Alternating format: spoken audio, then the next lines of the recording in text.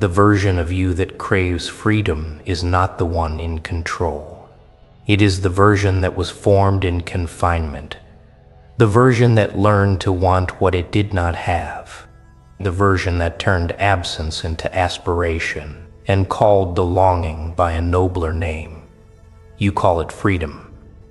But look closer. It is escape. Escape from the conditions that shaped you.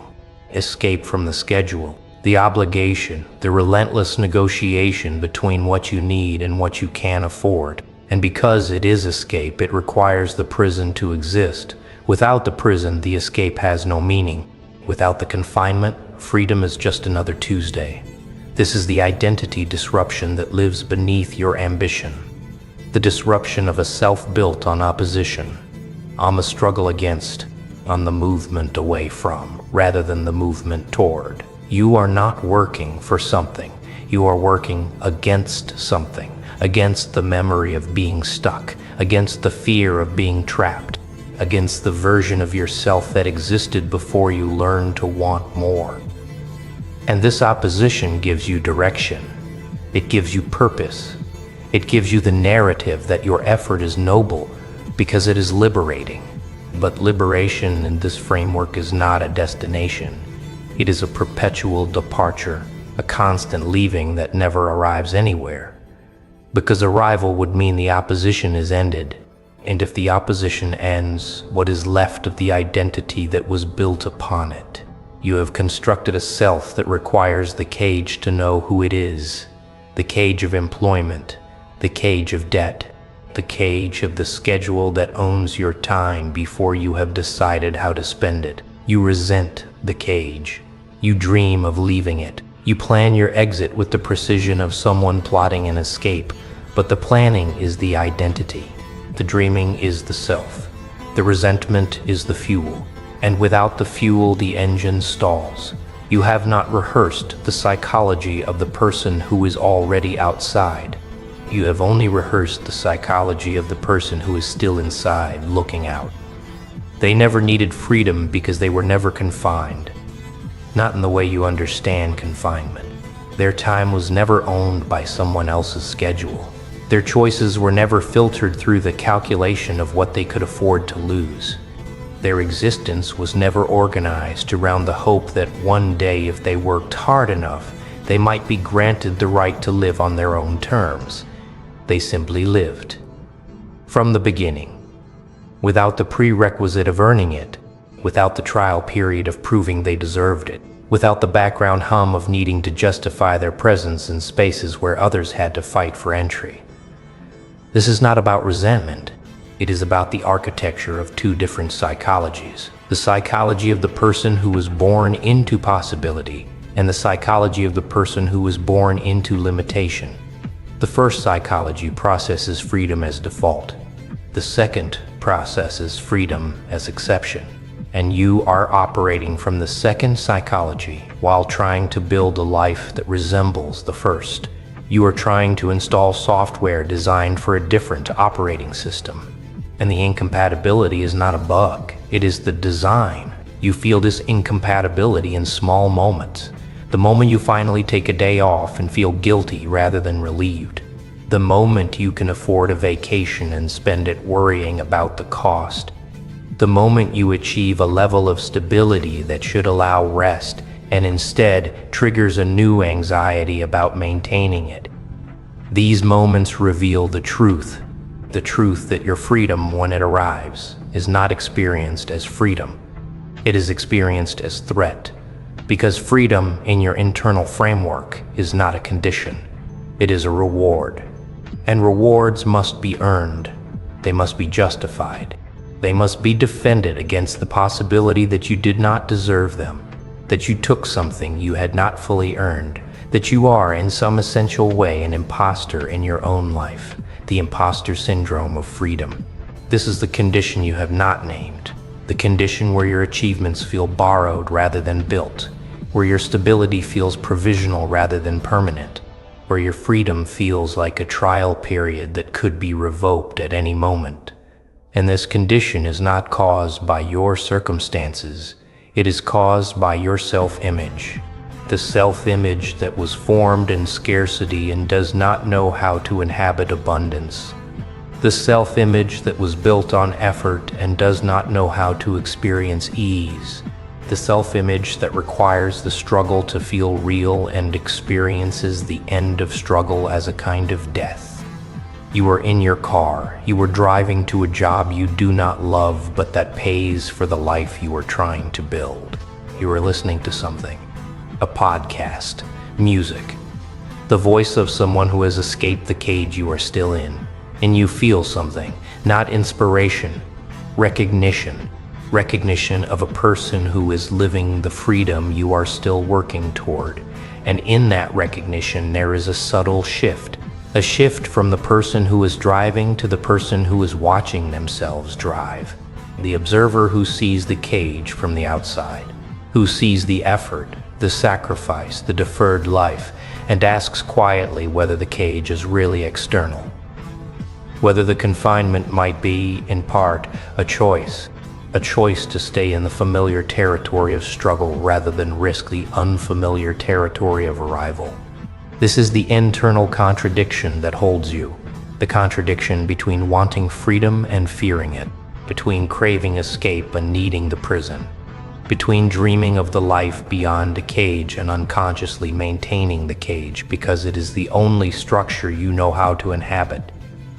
You think you are working to break free, but some part of you is working to stay bound, because bound is safe, bound is known, bound is the condition that gave you an identity, a purpose, a reason to get up in the morning and keep moving, and without it you face the terrifying question that arrival always asks.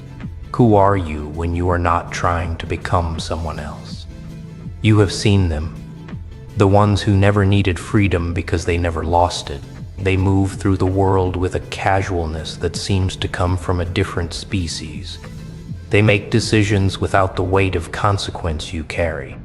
They choose based on desire rather than defense. They act from want rather than need. And you have studied them, not with envy exactly, with the careful observation of someone trying to understand a language they were never taught.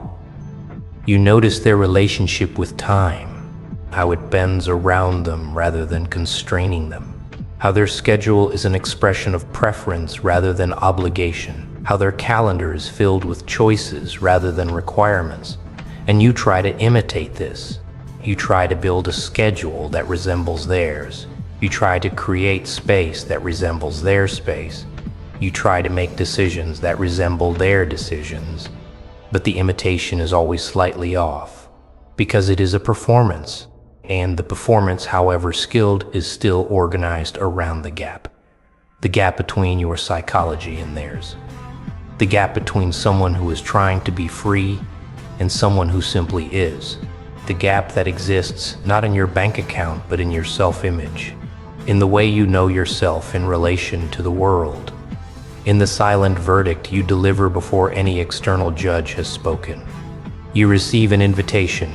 It is for something you want to do, something that would require time you have not budgeted, money you have not allocated, energy you have reserved for the work that is supposed to earn your freedom.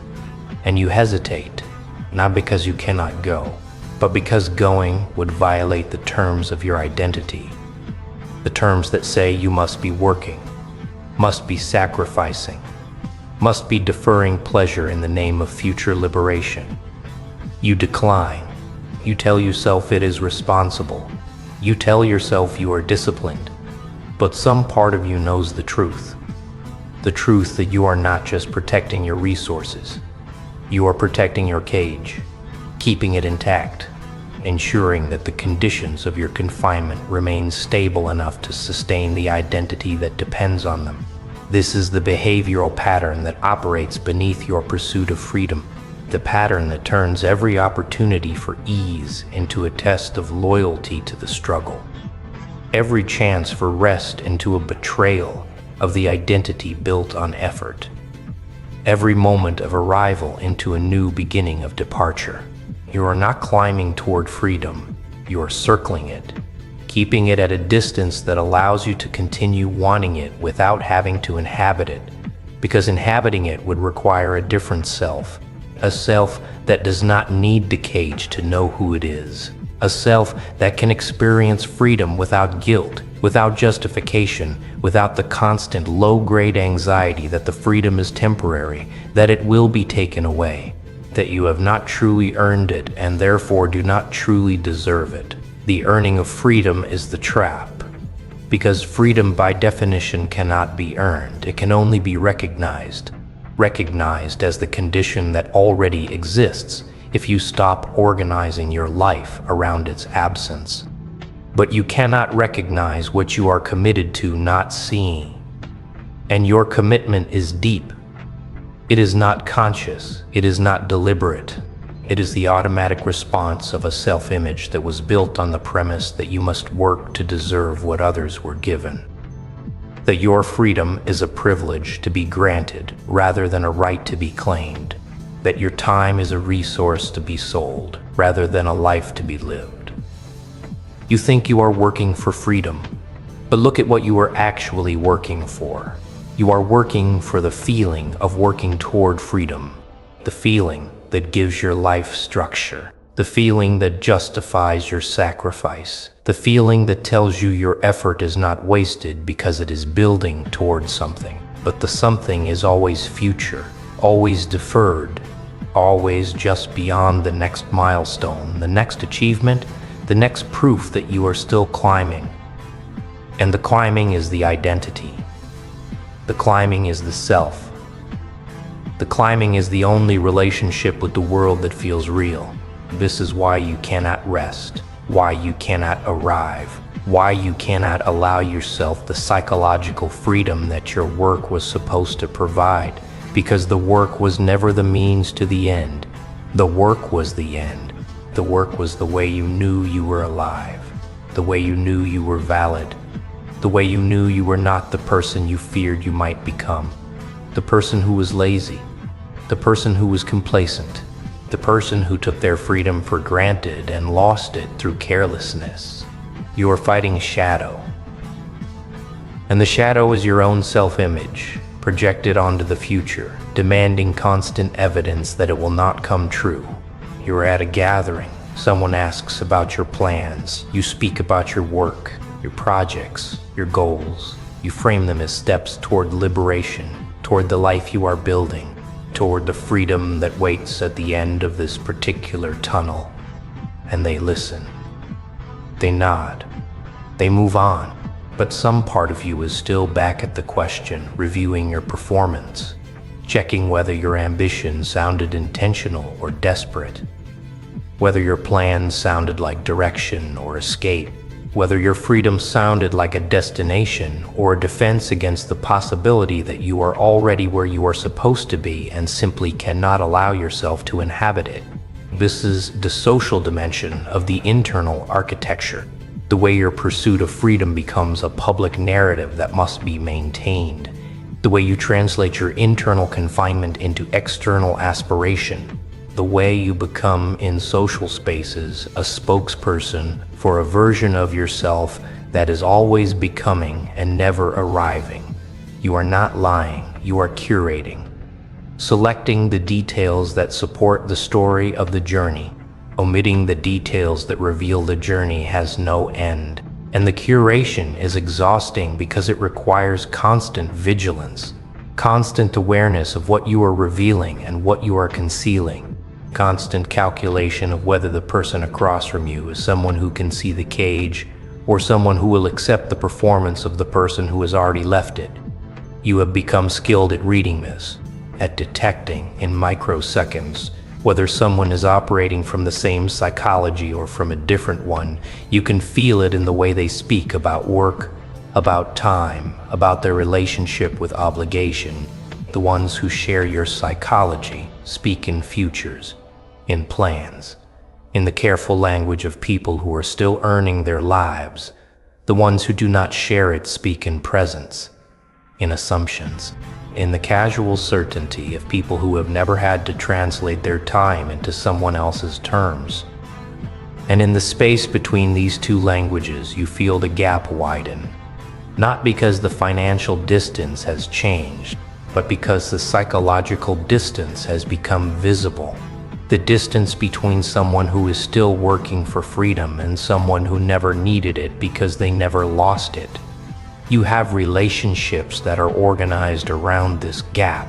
Friendships where you are the one who is always busy, always planning, always deferring the present in the name of the future. You are not the present one. You are the driven one, the ambitious one, the one who can be counted on to have something they are working toward because you are always working towards something. This role is not without value. It is valued, but it is also a cage because the role requires the gap. It requires your ongoing confinement. It requires the self-image of someone who is still inside, looking out, planning the escape. And if you were to relax, to arrive, to become present in your own life, the role would shift. The friendship would have to find a new equilibrium. And the uncertainty of that equilibrium is another reason you stay in the cage. It is familiar, it is functional, it is safe. But safety in this framework is another word for stagnation. The safety of a self-image that does not change, that does not risk, that does not allow the possibility of being someone who is already free, someone whose time is already their own, someone who can make a decision without calculating the cost to their future liberation. This possibility is not just financial, it is existential. It asks you to become someone you do not know how to be, someone whose freedom is not demonstrated but assumed, someone whose presence does not require explanation, someone who can walk into a room and simply be there without the background process of justification running incessantly beneath the surface. You have seen this person in others, in the ones who move with an ease that seems to come from a different species. You have studied them, not with envy exactly, with anthropological curiosity, with the careful observation of someone trying to understand a language they were never taught. You notice their posture, their pace, their willingness to be present without preparation, and you try to imitate it. You practice the casual stance, the relaxed speech, the assumption of belonging, but the imitation is always slightly off because it is a performance, and the performance, however skilled, is still organized around the cage.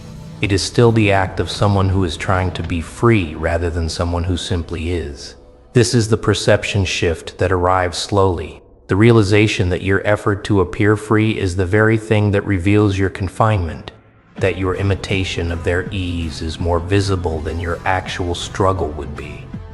Because struggle, at least, is authentic, it is real.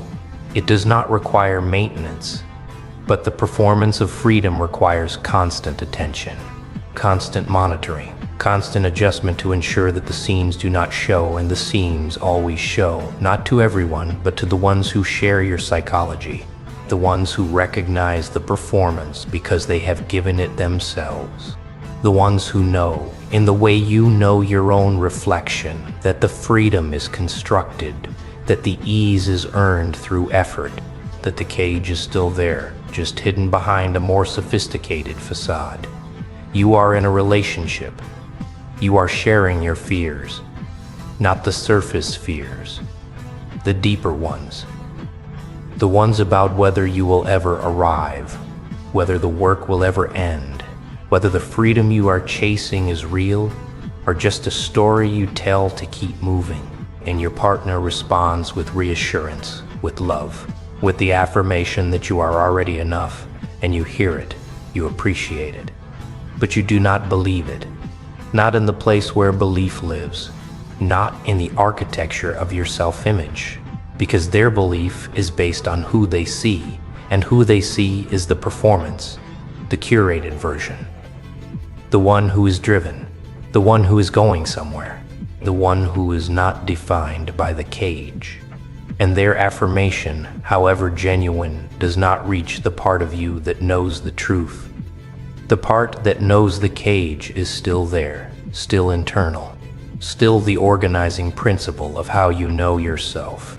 This is the loneliness of the cage, the isolation of a self-image that cannot be shared, that operates in the space between your public narrative and your private reality. The space where you are always translating, always filtering, always deciding what can be revealed and what must be concealed. And the decision is not made with malice or deception. It is made with survival, with the protective instinct of someone who learned early that vulnerability about confinement is not safe, that to reveal the cage is to risk being seen as less than, as inadequate, as someone who has not figured it out.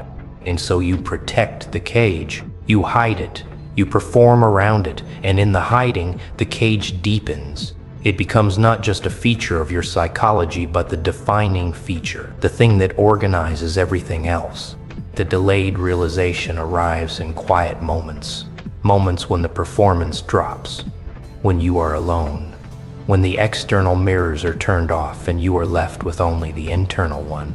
And in those moments, you see the cage clearly, not as an external condition, as a psychological structure, as the persistent, low-grade belief that you are not yet free, that you have not yet earned the right to live on your own terms, that your time is still borrowed, your choices still conditional, your presence still provisional, and the review is ongoing. It happens in the morning when you check your schedule. It happens in the afternoon when you compare your progress to someone else's. It happens in the evening when you review your choices and find them wanting. The review never ends because the self-image that conducts it was never designed to deliver a positive verdict. It was designed to keep you moving, to keep you working, to keep you in the cage. You think the cage will open when you reach a certain number, but the number is a moving target because the self-image adjusts. It redefines freedom as the next level. It redefines liberation as the next achievement.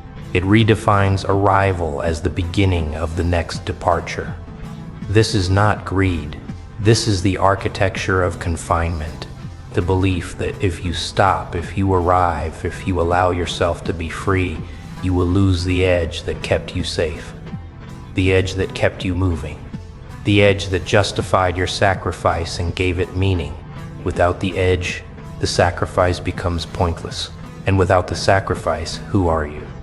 This question is the core of the identity instability. The instability of a self built on motion rather than presence, on becoming rather than being, on the cage rather than the ground. You have not practiced the answer. You have not rehearsed the psychology of someone who is already here, someone who does not need to justify their existence, someone who can look at their schedule, whatever it contains, and feel neither triumph nor despair. Simply information, simply context, simply the functional reality of time rather than the existential reality of confinement.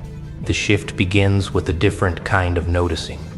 Not the noticing of what confines you, the noticing of what you have internalized, the noticing of the voice that says you must keep working, keep proving, keep demonstrating your worth through sacrifice and deferral and careful planning. This voice is not yours, not originally. It is borrowed, inherited, absorbed from a culture that celebrates struggle and suspects ease, from a family that taught you to be careful, to be prepared, to never take anything for granted. These teachings were not wrong. They were protective, but protection extended beyond its useful life becomes prison. And the prison is comfortable, familiar, safe. And safe is where you have lived. You are in your car again. You are driving to the same job. But this time, you notice the confinement. You feel it as a physical sensation, a tightening, a pulling back, and instead of obeying it, you observe it. You ask it where it came from, what it is protecting, what it believes will happen if you choose differently. And the confinement does not have good answers. It has habit. It has history. It has the accumulated weight of a self-image that was built in conditions where every choice mattered, where every mistake had consequences, where there was no margin for error. But the conditions have changed. The margin exists, and the confinement, once adaptive, is now maladaptive. It is keeping you in a psychology that no longer matches your reality. This is the awareness gap. The gap between what you know and what you live. Between the intellectual understanding that you are already free and the embodied reality that you are still working for it. The awareness gap is harder to close than the financial gap, because it requires not just new information but new experience. Repeated experience of choosing differently, of allowing yourself the time you want, of experiencing the consequence, which is usually nothing, of discovering that the world does not collapse when you rest, that your value does not evaporate when you stop proving, that your self-image, however rigid, is not fixed. It is architecture. And architecture can be rebuilt. The rebuilding is slow. It happens in the small choices. The choice to take the afternoon and enjoy it without apology. The choice to say no to the obligation and not explain. The choice to rest without earning it first. The choice to be where you are without calculating where you should be. Each choice is a brick. Each trace as a brick is small, but the bricks accumulate, and slowly the architecture shifts. The self-image that required the cage begins to allow space. Space for ease. Space for arrival. Space for the terrifying, liberating possibility that you are already who you need to be. This is the silent psychological truth that lives beneath all the others. The truth that the cage was never out there. That it was always in here. That the distance between your confinement and their freedom was always a distraction from the psychological distance between you and yourself, and that the opening of the cage does not require more money, more effort, more proof. It requires the gradual, uncomfortable, necessary recognition that the proof was never required, that your time was never borrowed, that your choices were never conditional, that your value was never a function of your productivity, and that the self-image you have been maintaining, however familiar, however protective, was never the truth. It was just the story you told to survive. And survival, however necessary, is not the same as living. The cage is not in your schedule. It is in your self-image. And the opening of it is not a destination. It is a direction, a gradual turning away from the old story and toward a new one. A story where you are already free, already here, already real, without apology, without performance, and without the endless, exhausting need to work for what you already have. You are sitting at your desk on a Sunday evening. The week has not started, but your mind is already in it. You are reviewing what needs to be done, what could go wrong, what you must prepare for. The relaxation you promised yourself this weekend has not arrived. Not because the conditions prevented it, because your mind does not know how to stop running the program. The program that says vigilance is virtue, that preparation is protection, that to stop scanning for threat is to invite it. And so you sit in the space that should be free and fill it with the same calculations that occupy your weekdays. Not because you must, because you do not know how to be in a space that is not organized around obligation. This is the behavioral pattern that operates beneath your awareness. The pattern that turns every free moment into a preparation for the next occupied one, every pause into a planning session, every rest into a guilty concession. You keep doing this without realizing it. You think you are responsible. You think you are disciplined. But some part of you knows the truth that you are not just managing your time, you are managing your terror, the terror of what might happen if you stopped, if you truly rested, if you allowed yourself the dangerous, vulnerable condition of being unoccupied, unscheduled, unjustified. The terror is not of external consequence, it is of internal collapse. of the self-image that might crumble if it is not constantly reinforced by effort, of the identity that might dissolve if it is not continually fed by the narrative of struggle. You are not working for freedom. You are working to prevent the disintegration of a self that was built on work. And the work, however productive, is ultimately a defense against the possibility that without it, you might discover something you do not want to know, that you might be empty, that the cage was not just external, that it was also a container, and without the container, the contents spill, the contents that you have never examined, the contents that you have kept organized by the structure of constant motion. You receive a message. It is from someone who has taken a different path. They are not working tonight. They are not planning. They are not preparing. They are simply being, and their message reflects this. It is light. It is present.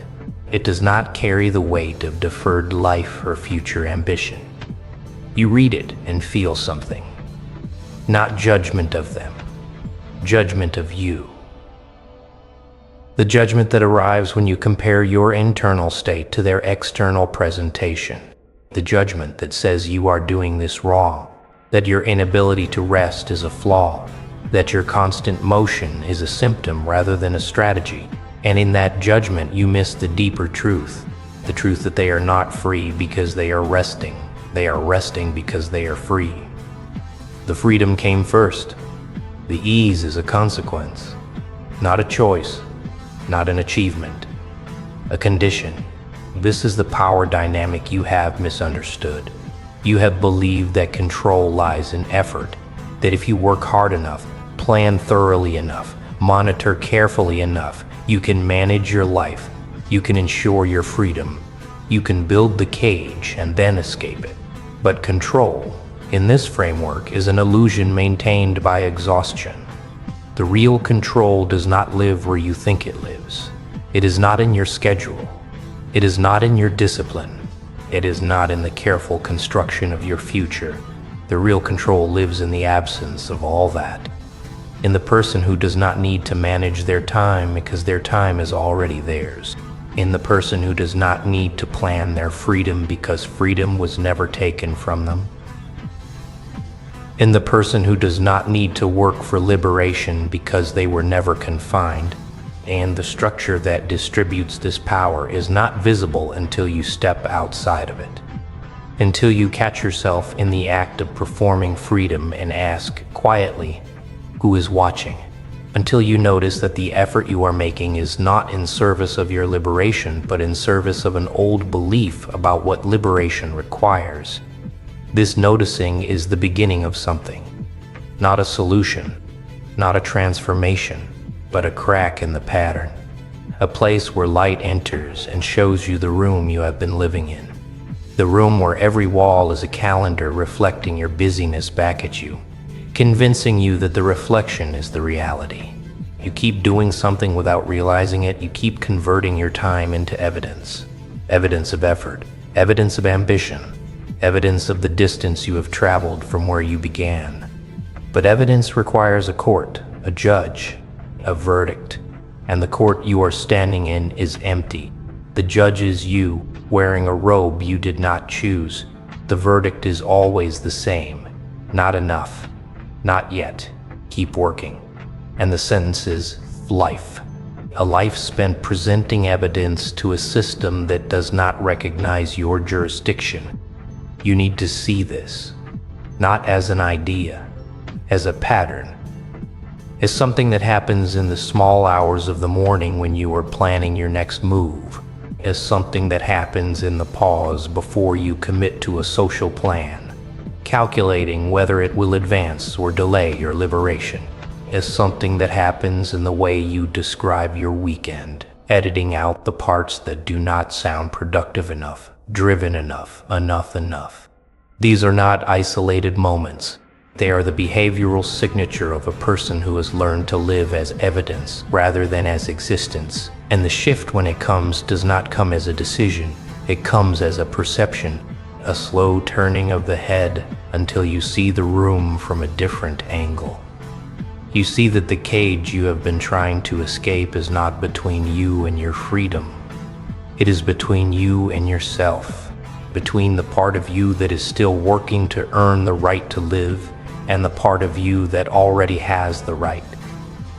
Between the performance of liberation and the quiet fact of it. Between the effort that screams and the presence that does not need to announce itself. This perception shift is not comfortable. It asks you to let go of the identity that has carried you, the identity of the worker, the striver, the one who earns their freedom through sacrifice. This identity has given you structure in a world that felt unstable. It has given you meaning in moments that felt meaningless. It has given you a way to understand your pain that does not require you to feel it fully. Letting go of it is not an upgrade. It is a loss, a necessary loss. Like leaving a home that was too small but that you knew every corner of. The new home is larger, but it is empty, and the emptiness is where you begin. You begin by noticing, by catching the old pattern in the moment before it completes its circuit, by feeling the urge to work, to plan, to prepare, and pausing long enough to ask what would happen if you did not. By sitting in the silence that follows your unscheduled presence and discovering that it does not collapse, that the world does not reject you, that the day does not end, that you are still there, still valid, still enough, without the effort, without the justification, without the performance.